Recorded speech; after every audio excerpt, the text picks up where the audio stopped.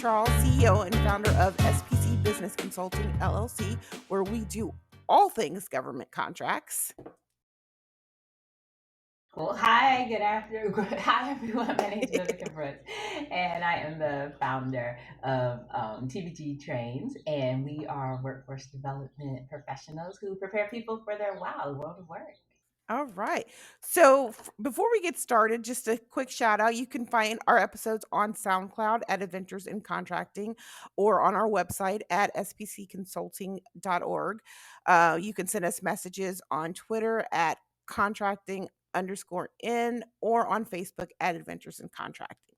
So today's episode, what I really want to talk about is this WOSB certification, which is the woman owned small business. So there are a lot of things that are great about it, but I want to talk about an issue that I think is often overlooked and not a lot of people know about.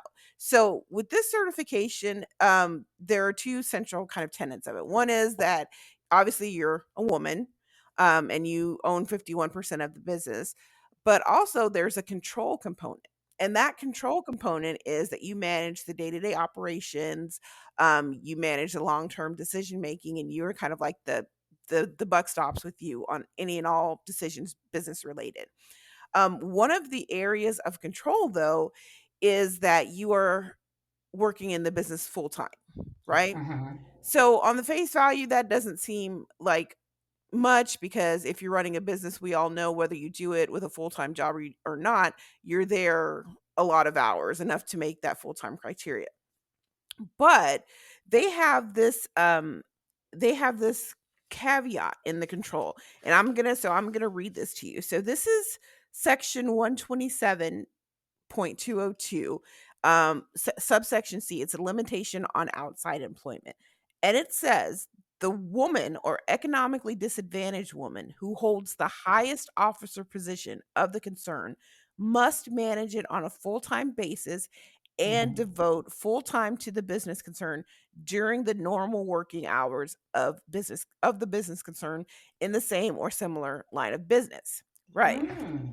Okay. Then it Cool. says the woman or economically disadvantaged woman who holds the Mm-hmm. highest officer position may not engage in outside employment that prevents her from devoting sufficient time and attention to the daily affairs of the concern to control its management and daily business operations.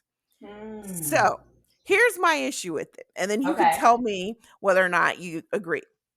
So, my issue is that historically, women and people of color have had a hard time getting outside financing or capital infusions that will allow them to work solely in their small business when they're first developing it, or even maybe, let's say, the first 5 years. It's really, really hard to get that foundation that you need to build the infrastructure of your company, unless you're independently wealthy or you Right. just lucked out and have a partner that's independently wealthy.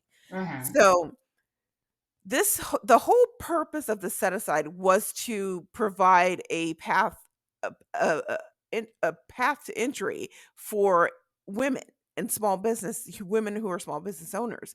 And so to insert that little clause effectively renders a lot of small businesses ineligible for this Mm-hmm. on face value. So Yeah. it's interesting because I had a client who asked me about this, and so my response to her was this. She was a consultant also. Consultants are kind of outside of the fray, right? Because we don't need to work 9 to 5. We typically most of our work is done remotely, which means that we can do whatever. I mean, we have conference calls with clients and stuff like that during the day, but Mm-hmm. we don't need to be 9 to 5. Typically our hours can vary depending on the project. A lot of consultants work in the evening because they can do other things during the day and they can work on their projects during the evening. That's something that I do. And so I told her, I said, so technically, as a consultant, you know, there are no set hours for us. I mean, you have, if I guess if you look at the big five, they have hours of 9 to 5, but also they work 70-hour weeks. So you could argue if you work, at night, you're working typical hours because those are typical hours that they work. Mm-hmm. Um, And also the wording is a little vague. Normal business hours, again, that's subjective. Yeah. And sufficient time and attention, again, is subjective, right? So there are some things that you can play around with there. But my main concern is why the restrictive clause. Mm, So, yeah. what do you think? Well, so my first question is, has has this always been there? Yes. Has that clause always been part of it? I know that WOSB certification has gone through, a huge change as far as it went from being able to self-certify Mhm. to now having to go through what I call clearinghouses to certify, or you can do it on your own Right. too. But I've heard that it's better to just go through one of these, already approved clearinghouses. So I'm curious to see, was that there when the self certify option was available, that clause? So it was. And here's my Okay. concern, right? Uh huh. Because whenever you delegate the certification authority to a third party, what typically happens is they develop checklist, right? And these Mm checklists are, do they have that blop? Do they have that blop? So the thought that they are actually delving into the regulations and saying, well, is that something that you could do, or is that something that you can't do? And maybe we should get agency guidance on what that means, and what are the alternate acceptable forms of it, are hmm. pretty small. They don't do that. They will just say, well, this section says you can't work full time, and that's it.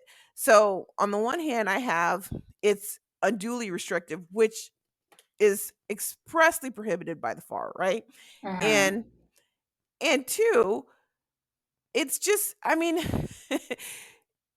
there's so many parts of it that are vague and subjective that you would need to have some kind of clarification to make sure, because there are so many people that are working part-time jobs to supplement their business, Right. to get that Right. revenue stream in. There are Mm some hmm. people who have had to go to W2.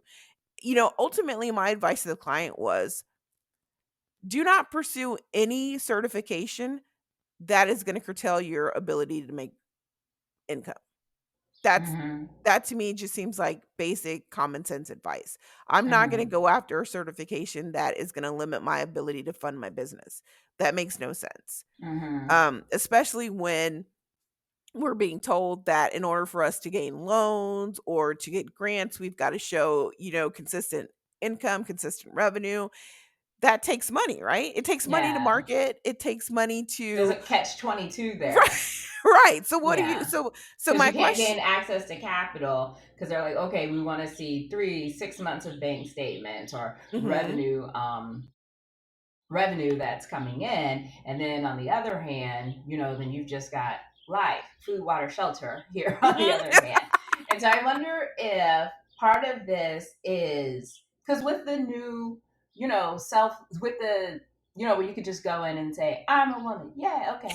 And so with them changing it now and making, having these going through this process, a more formalized process, I'll say it that way, going through a more formalized process to gain the certification. I wonder if this is, to make sure that people's are 100% focused on, working on their business. So it's Right. about not having a side hustle, so to speak, and like this is your you've got tunnel vision, and this is what your where your focus is. Right. And I get that. I do, and that is a good point. But what if your business is your side hustle? Until it can Right. become your main. Right, and Right. that's what I was saying. That's the catch 22. Yeah. Yeah. So, Mm-hmm. I mean, I think playing the devil's advocate, right? This was Mm-hmm. probably written. The rules to this were probably written before side hustles became really cool, right? They were Mm-hmm. probably. I mean, I'm sure for as long as I have been alive in my short 42 years, um, you know, I've always seen, business owners do whatever they need to do to pay, because you have to pay your people before you pay yourself. So I've always seen them Mm-hmm. do whatever they had to do. If that meant that they had to get a second job, to pay their staff, then that is what they did. Um, I am pretty sure that um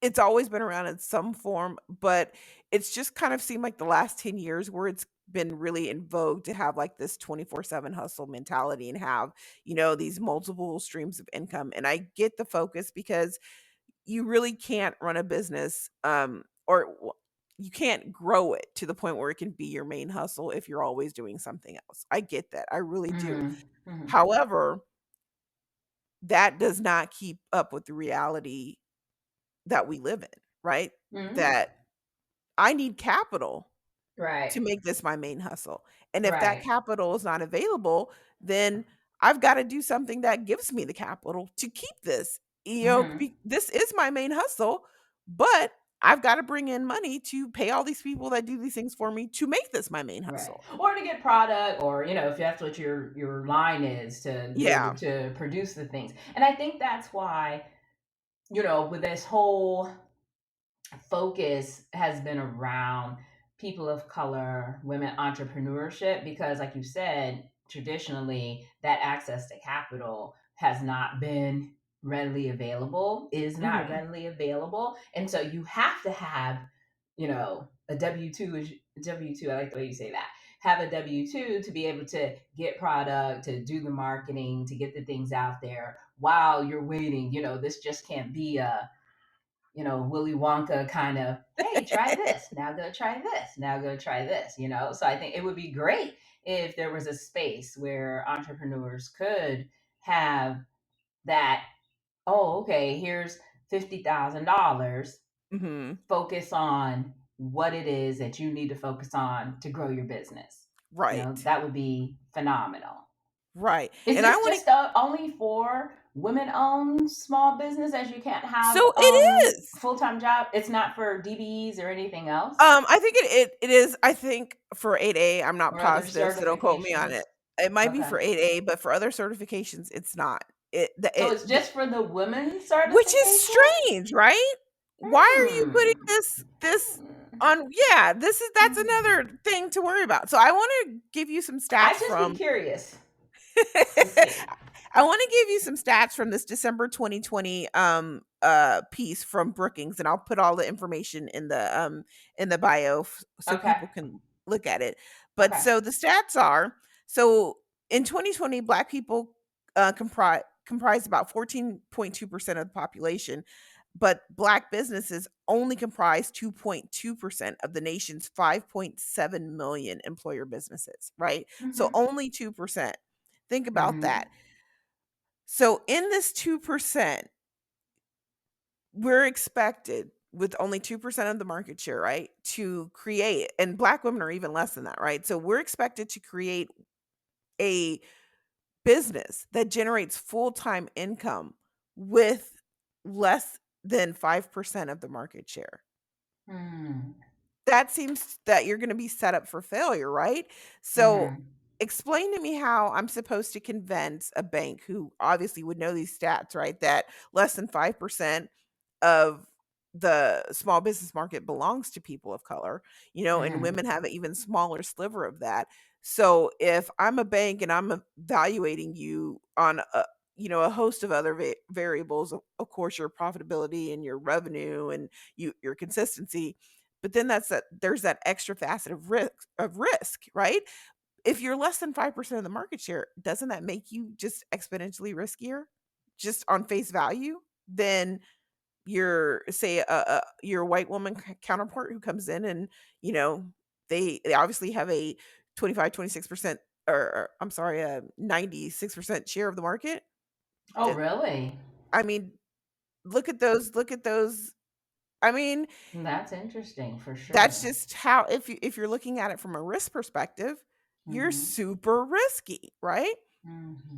So that's when I feel like this limitation becomes even more important, because I already have to show the bank and the lenders and the venture capitalists that yeah, on paper it looks risky, but Yes. here's how I'm paying for this, right? Because banks ultimately want to know, how are you going to pay back the money that I'm giving you, right? Right. If Yes. I've got a W 2, this is how I'm paying back the money that you've lent me, right? Mm-hmm. Right? Yes. They're Um, much more at ease yes, right? because there's a steady income. Yes. But if I hold true to this, Mhm.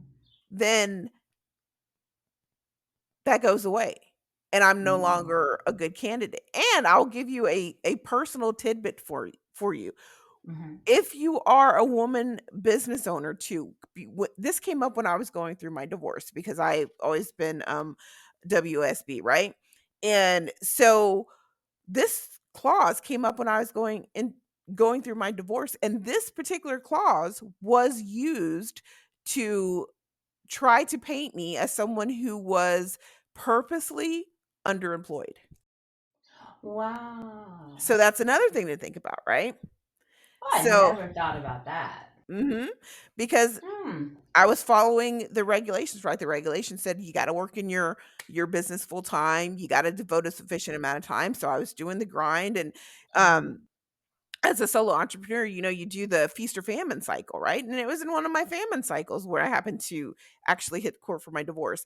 And it was something that was used against me, even though, Wow. my attorney was like, well, actually, this is a requirement of the certification that her company has. It was something that was used as a weapon for women. So there's also that edge. It just seems like this particular rule was fashioned to almost keep women in their place, Hmm. right? Like you can have a business. Oh, like go ahead, honey. You want to have a business? You want to pretend to be a big girl? Go ahead and do that. But let's just make sure that you can never step out really on your own. Hmm. That's interesting. Yeah. So Yeah. so those are things to consider. So Mhm. having heard all of that, my advice would be this. I always say when you're looking for certifications, you need to find a certification that fits the agencies or, the clients that you are trying to work with, and fits the market that you're in and the goods or services you sell.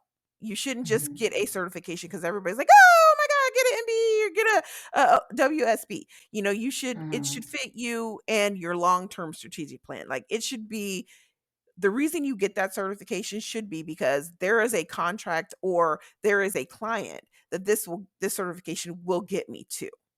So doing that should be your Yeah, I think ultimate that's goal. I think that's an excellent way of thinking about it because we're always talking about being intentional and how is this going to serve me and really take a step back and think about, the outcome. What Right. do I really need this? And then work your way backward and say, okay, I do need this. So now I can start to gather the steps. So I think that helps to really clarify and bring it. Should I do this or not? So that's a great way to look at it. Yeah. And then also, what do I always say? Read the regulations. Read the Yeah. regulations, right?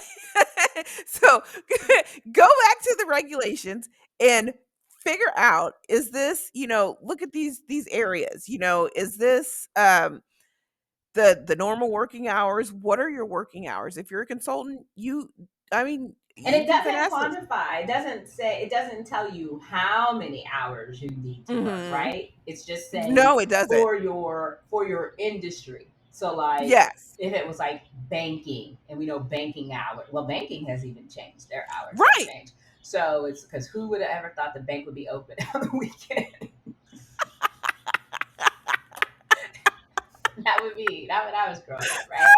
So yeah, so I mean, I'm just yeah, I think that's. I mean, I thank you so much for bringing that, to the forefront because I think that could definitely, affect quite a few people as they're going through this process. And I think it's so timely that, you wanted to discuss this too, because of the fact how we are looking, the current administration is trying to address these Mhm. inequities within the systems.